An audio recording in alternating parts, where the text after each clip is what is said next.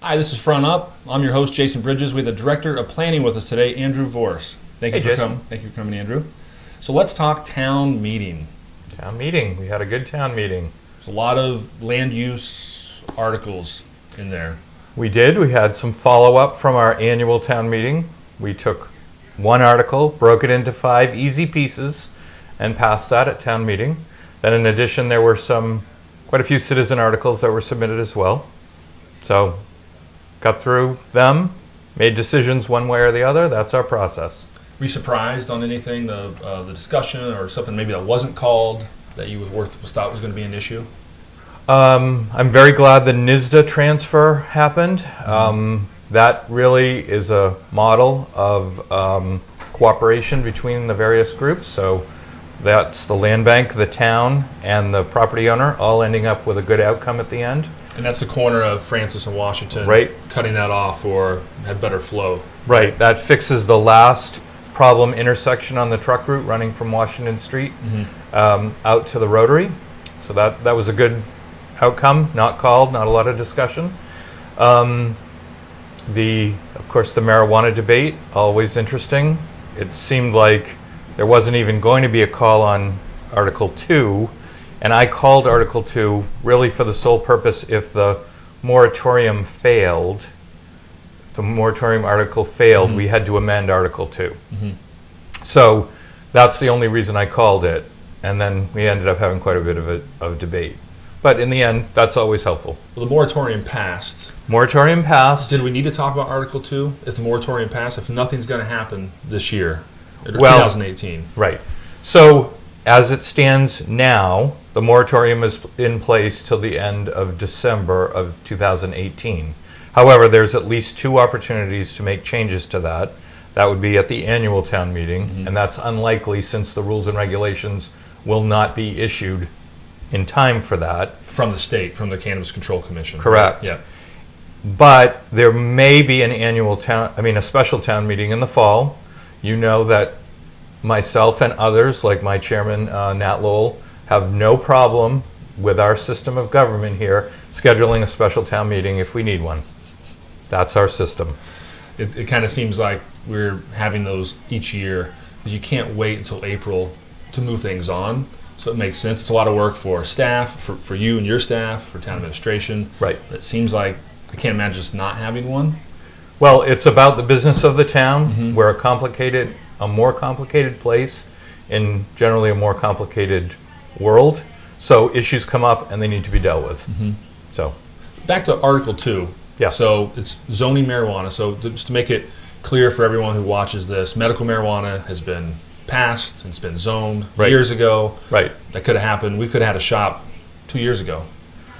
Technically, right? Someone could have applied and opened up. That's right. On the island. So we're talking about recreational for Article 2. Right. And that zoning was a little confusing. I think everybody had to talk it out and ask questions about if we have a moratorium, why do we need this article? Because we could just do it in special town meeting next year. Right. But there was something about if the state comes in and makes it more restrictive. Right. So there's a couple things here. Number one, if the moratorium for one reason or another is not approved by the Attorney General, we would need to have the zoning in place. That's small. Could that actually happen? There has been discussions about moratoriums at the state level. There's been opposition to moratoriums at the state level. So we don't know for sure. Just in case. Just in case. I think when you look at the town's history of zoning for medical marijuana, that was done without a lot of drama, and it was basically, it made sense, it passed. There was, I think, some incorrect comments made at town meeting about, well, no one can open because there's no property available or there's no facilities. That's not true. You just approved, or I think you just approved a letter of support for a facility in the CN district that meets all the criteria without any real issues. That facility will still have to get a special permit from the planning board, and then the original one that holds a license does not have their real estate that they originally identified. Right. So again, they found a facility, the second one found a facility, and if you look at that particular map, there's more than adequate facilities potentially available. So the other thing is that other communities have found in their experience that medical and recreational, there's an advantage to them co-locating together.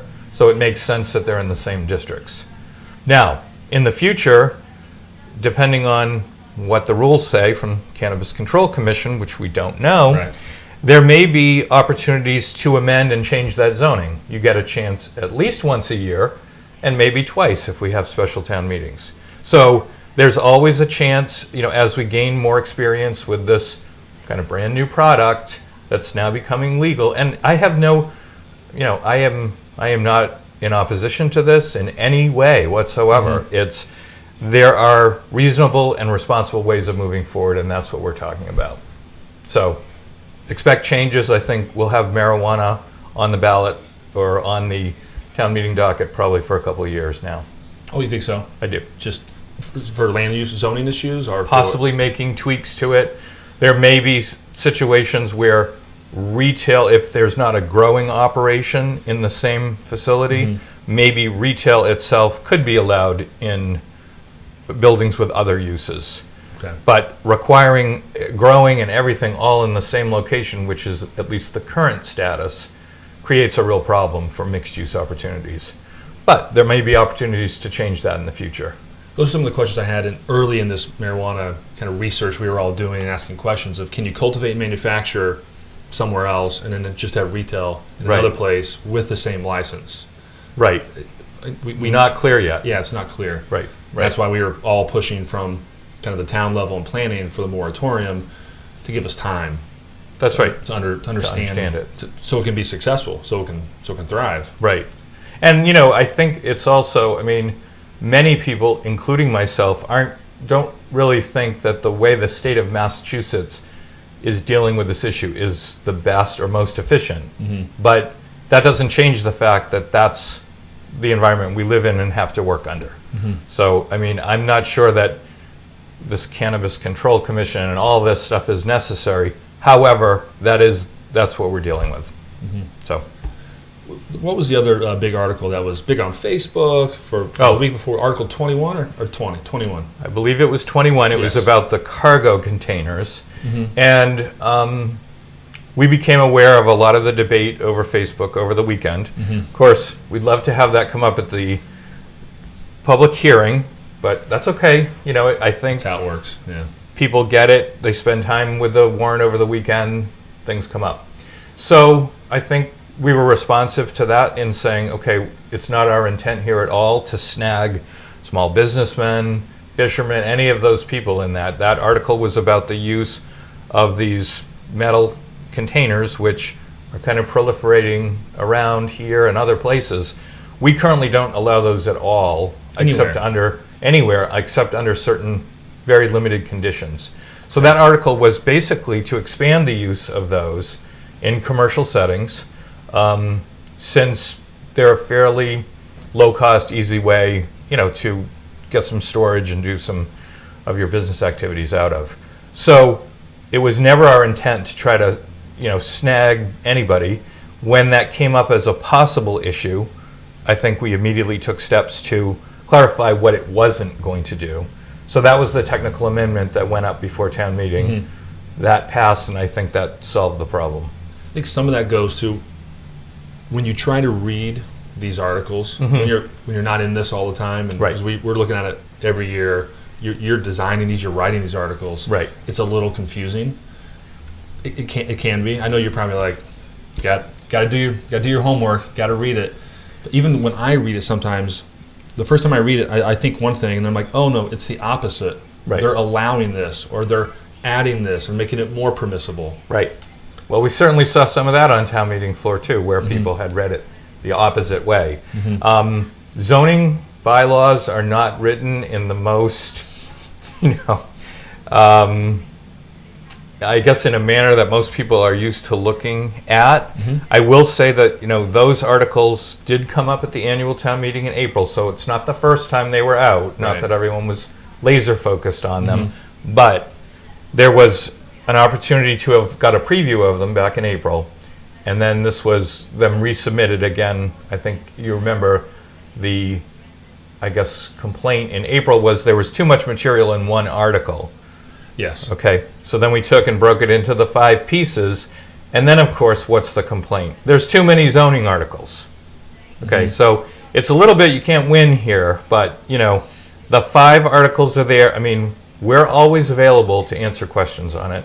That's why we have the public hearing. We encourage people, call us with your questions. We're happy to explain them. We try to put planning board comments. Usually at the annual town meeting, we have a planning board report that's put right at the back of the warrant so people can read, what the motivation is, further explanation. As long as we keep an open town meeting, zoning is the responsibility of the people who show up. You must, learn this stuff, try to understand it, and, cast your vote accordingly. That's our system. Is there any other articles that you maybe heard some confusion or misinformation that you'd want to talk about now that happened in that kind of second half of the town meeting when it was full on zoning? No, I think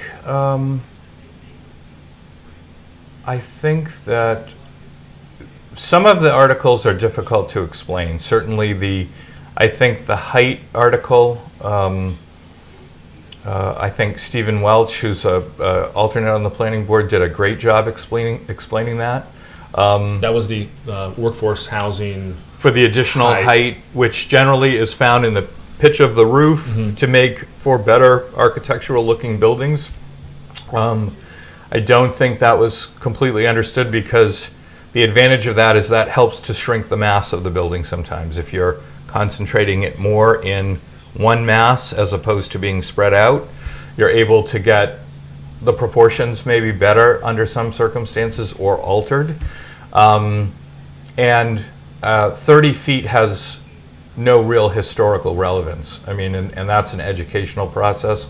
30 feet was a one-size-fits-all zoning standard picked in 1972, that doesn't really match our environment here. The old historic district has buildings that exceed 30 feet. Our best, our most precious historic buildings, many of them actually extend above 30 feet. And then there are some areas of the island where 30 feet is too high. So Matticat, for example, we've reduced the height from 30 to 25 feet. Okay. So I anticipate we're going to have continuing discussions about height. It's a nuanced discussion. It's, I think our advantage is the historic district and the planning board have to agree on this. So it can't be the planning board says the height's okay and HDC says it's not. They have to be in sync. And that's a good thing. Some of the comments we heard that night was maybe they were connecting this extra height to more growth, to overdevelopment of the island, when it was more of a aesthetics, trying to make it look a little nicer. That's right. I ran into an architect the next day at the coffee shop, and they explained to me it'd be so great to have that extra 5 feet to make it, you'll like that, the view driving by it, versus it being more, blocky for a 2-story building. That's right, and unfortunately, I wish we had more architects who were able to speak on that. That's what I said. I said, why don't you stand up and speak? He's like, I'm going to get into it. So that might be something that we consider in the future, and maybe that needs to be tightened up. Maybe the height would need to be limited to a certain percentage only. But it's something maybe that we need some more thought on. What do you think is coming up for the next town meeting in April? Next town meeting, we're continuing with more of the master plan implementation, which is the phase out of the RC2 and RC districts, which, again, I've talked about for years and years now. We are going to be focused on the downtown area, the what was called Wilkes Square, now Harbor South. There are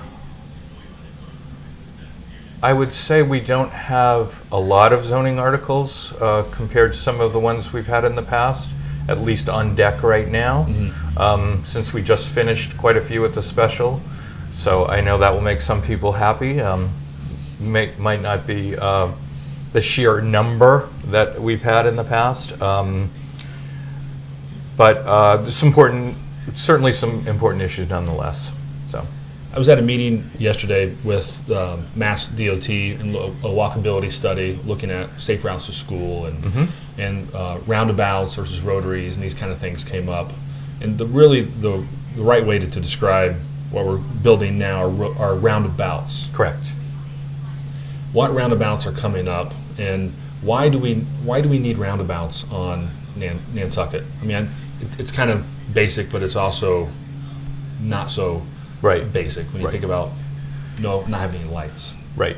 Well, it's clearly a function of making a policy or a commitment to not have traffic lights.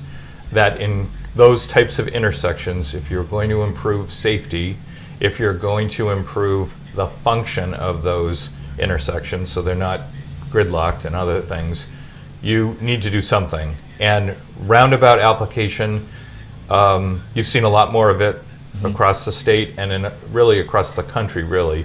There's a lot of advantages to them for safety, they're not using a traffic light, they're not using energy, and actually, if they're built in a certain way, aesthetically, they're really preferable to, giant paved intersections with turning lanes and things like that.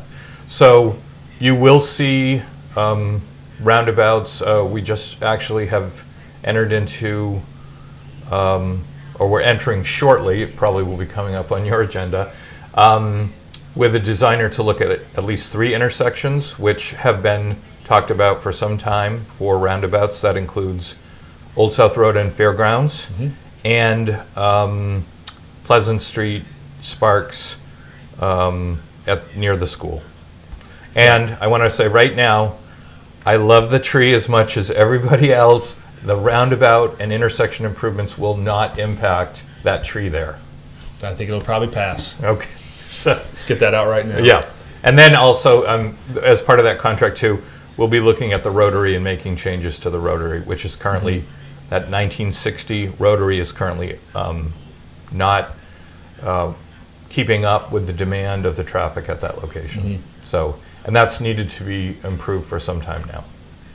It's great to hear about the roundabouts, because when you don't have them, you have a weird 3-way stop, and it's more erratic traffic. That's right. And more erratic traffic is less safe than smooth flowing traffic, right? I always think for pedestrians and bikes. That's how I kind of view everything. Absolutely. And the problem with uncontrolled intersections is that you're always looking who's coming at me, where with a roundabout it's controlled. There's always only one lane coming towards you.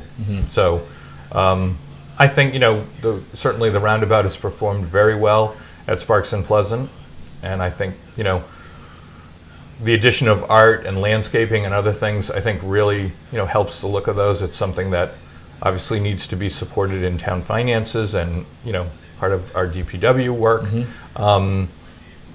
But I think that's the way to go. I think that really, we're going to see more of those in the future.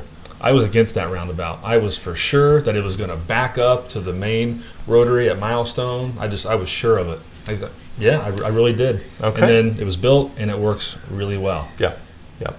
Well, good. I'm glad to hear you say that, because there are many people that were against it and that never have admitted that it works well. Yeah, it really does. Yeah. I use it every day. Yeah. What else is coming up project-wise? Project-wise, got a lot going on in Old South, perhaps. Right. The Old South Corridor Study, which again talks about a combination of roundabouts, new sidewalks, possible turning lane median activity because of ongoing traffic growth along that corridor. That we've just finished a study on that, and that's moving now towards inclusion in capital plan. So I think we'll see some of that at the upcoming town meeting. That may be a debt override, so we may be voting on some of those issues. Let's see, affordable housing is moving ahead. The town has really been recognized for some of its affordable housing efforts, which is really moved towards reaching our 10% requirement, which is a statewide requirement. We've really made more progress on that particular goal recently than in decades, which is great to see. What else is going on? Can I ask you about the Six Fairgrounds? Sure. Community housing at the Tacoma Green. Yeah. You get a lot of people asking me, coming in the coffee shop, saying, hey, what about this? Can we stop it? The traffic's going to be crazy, parking. Yep. When you study something like that, how much of it can you plan ahead, and how much of it do you unfortunately just have to see how it goes once it's built, and then I guess make changes then? Right. The advantage that we have, of course, on that project is it's a town-sponsored project on town land with lots of land and other town facilities around it. So if there are issues that come up, the town can put that other land resource and everything towards it. So it differs from a privately funded project on a piece of land that there is nothing to fix around it, right? So the first thing is we've set zoning parameters about parking and other things. So overall, the project has to meet that requirement. You can't, though, then start asking it to meet super requirements that nobody else has to do. So there is a request for a parking waiver because the full amount of parking required by the bylaw can't go on the site unless you remove all the green space. So if you want basically an apartment setting in asphalt, we can pursue that. Or the waiver allows off-street or basically near to the site to be developed on town land, which again is controlled by the town and can be regulated by the town. So unlike a private way or something that you don't really have authority for, we have the ability to manage that particular problem. I think also we've asked there's been a lot of talk, this is an off-island builder, this, that, and the other thing. Our town facilities are built by off-island contractors, and they are for-profit because they've bid on a project that the town has set the parameters on. Okay, so the sewer isn't being built by a nonprofit, it's built by a for-profit construction company that bid on a project advertised by the town. This is a project advertised by the town that this particular contractor, in this case Halkeem, has bid on and is building. So I think there has been a long history of votes by town meeting leading up to this. I think that the parameters were set by vote of you all being at the Board of Selectmen table on what you wanted to see here about efficient use of our public land. And can the project the project can be altered within parameters, but are we willing to start that over again? I think that's completely unreasonable. This particular location and the location of the building was sited in a way that it's close to the new fire station as opposed to the existing neighborhood. The access is coming from a new road that's going to be constructed with public funds, Waite Drive. There is no height waiver here. The building conforms to the 30-foot height requirement. And the program doesn't provide just the minimum amount of affordable housing at 25%. 80% of those units are going to people that make lower incomes, including there's a few units that are available for people who make 30%. Okay, and that's a group that isn't served by a lot of these other housing projects. So this is public land. It was purchased very clearly for public use that included affordable housing from the very start. So I don't know why we would change course on that at all. We can put certain conditions to protect the impacts to the adjoining neighborhood, some who live way far away from the edge of this property. There's no direct abutters to this property. They are separated by public streets or, public facilities in between. It's not a case where suddenly in my backyard is a giant building overlooking me like the 40B that was proposed on Surfside Road. The 106? Correct. Yeah. I mean, that was a case where suddenly there was going to be a wall of windows and balconies looking over someone's backyard where their only expectation would have been a single-family house in the future. Here, anyone that didn't, I don't know where you could have been over the past decade to not understand that there was going to be changes to this particular property. We've talked about it. I mean, the police station was a big change.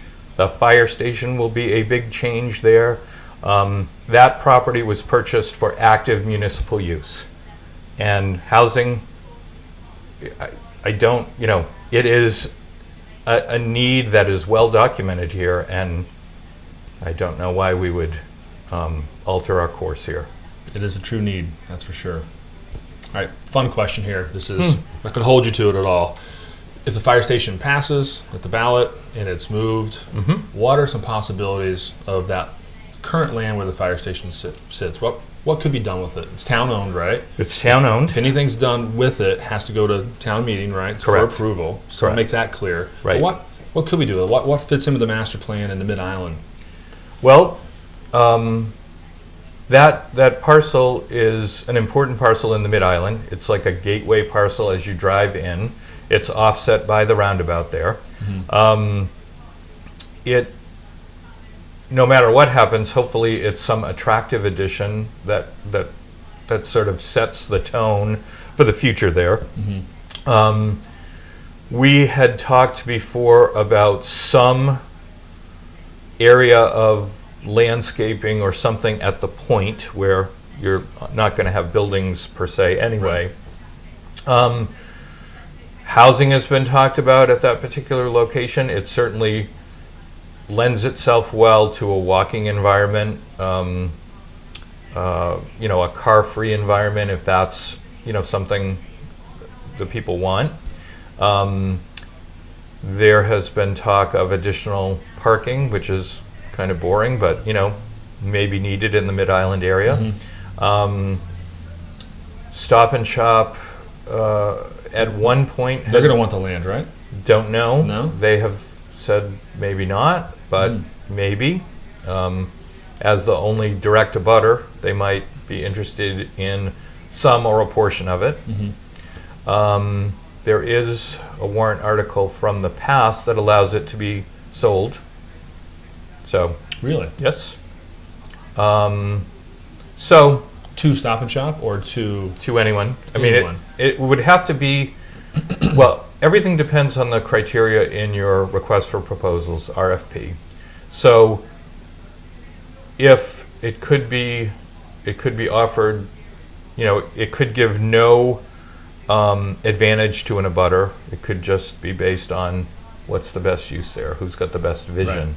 So, that will be something you all may or may not get to do depending on the schedule if it all passes. So, yeah. Anything else out there that people need to know, that misconceptions? I always ask this question. Things you're hearing that you want to Well, how much time do you have? I mean, we only have so much time here, but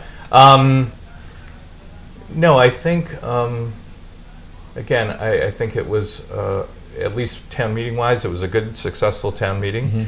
I think this is the season if people do have warrant articles or ideas. It's a very low bar to get your ideas put forward. 10 signatures by any registered voter. By November 20th. By November 20th. It's going fast. I'm certainly, I help people write articles or advance ideas. You need to come and see me now, but I certainly can help people with those kind of issues if they have ideas.